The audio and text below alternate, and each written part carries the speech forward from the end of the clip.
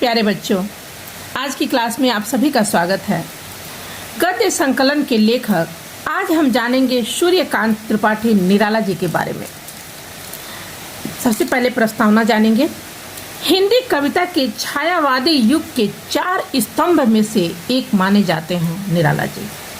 वे जयशंकर प्रसाद, सुमित्रा नंदन पंत और महादेवी वर्मा के साथ ही हिंदी साहित्य में छायावाद के प्रमुख स्तंभ माने जाते हैं।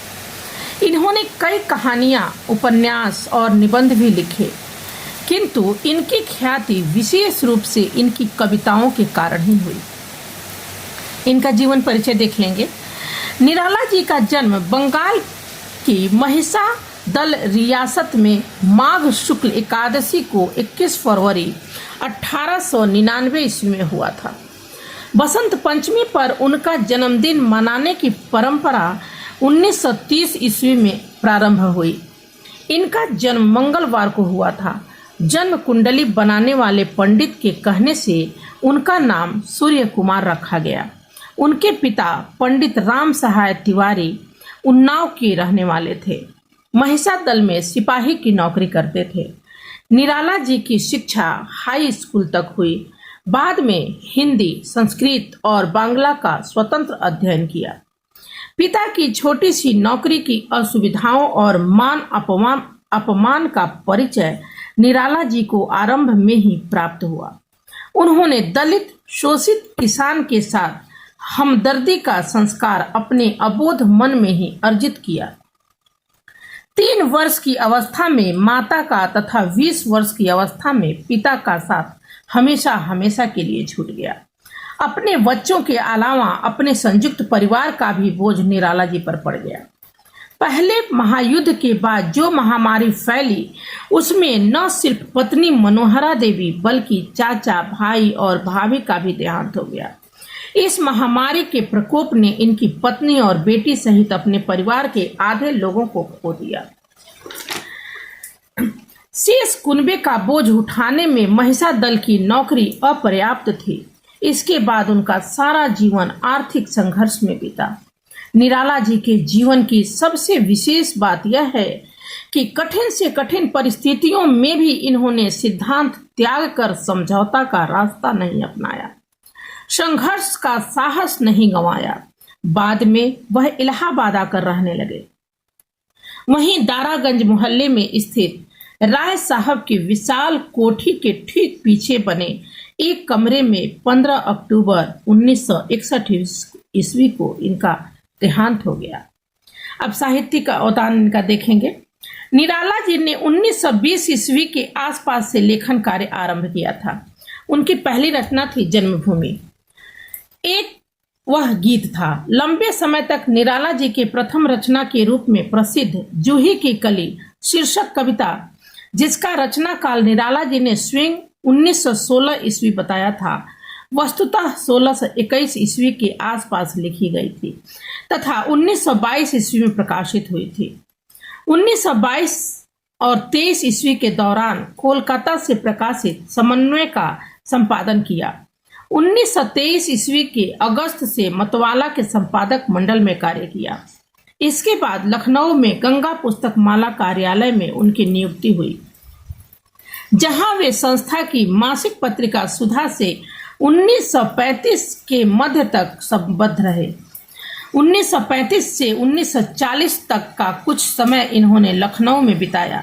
इसके बाद 1942 से मृत्यु पर्यंत इलाहाबाद में रहकर स्वतंत्र लेखन और अनुवाद कार्य किया।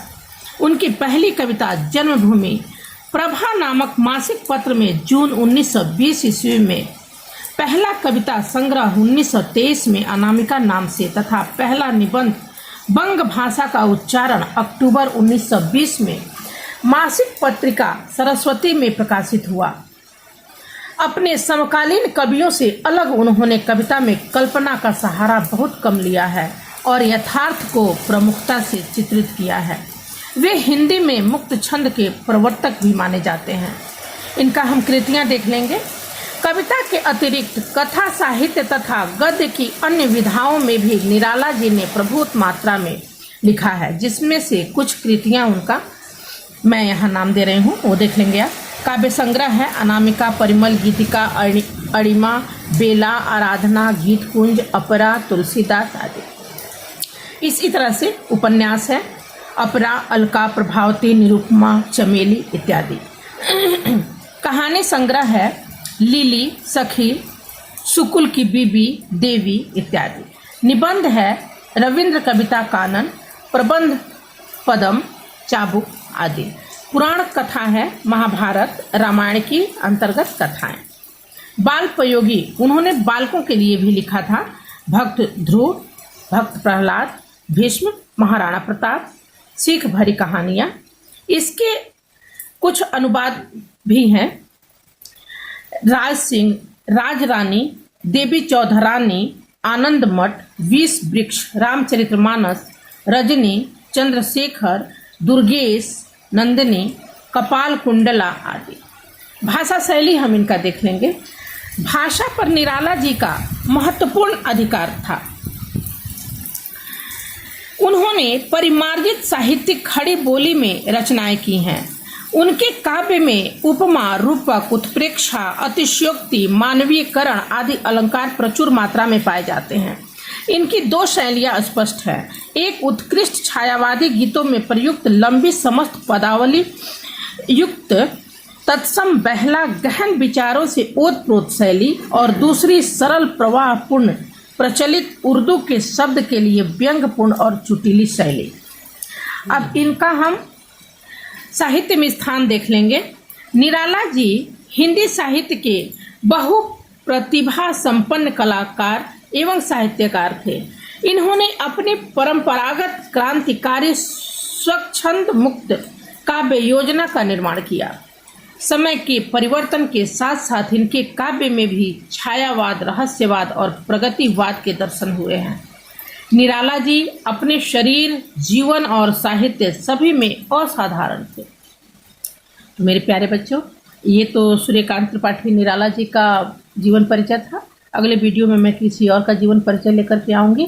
तब तक के लिए गुड बाय।